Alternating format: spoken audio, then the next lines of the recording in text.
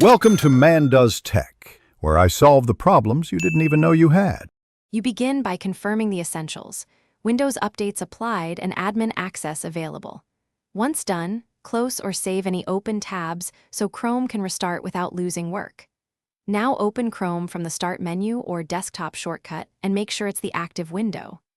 In short, check system readiness, minimize distractions, and launch Chrome so we can access the menu and start the update process immediately.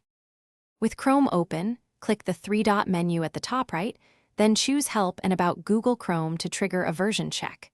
Chrome will automatically search for updates and begin downloading if a newer build exists. This is why we started the app first. Monitor the small progress indicator. Downloads are usually fast, but extensions or network limits can slow things down. Do not close the About tab. Once download completes, Chrome prepares the update and prompts you to relaunch. After the download, click Relaunch to complete installation. Chrome restarts and restores tabs, so verify your pages reappear. Once Chrome is back, revisit Help About Google Chrome to confirm the displayed version matches the latest.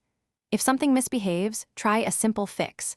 Restart your PC, temporarily disable VPN or antivirus that might block updates, then repeat the About check.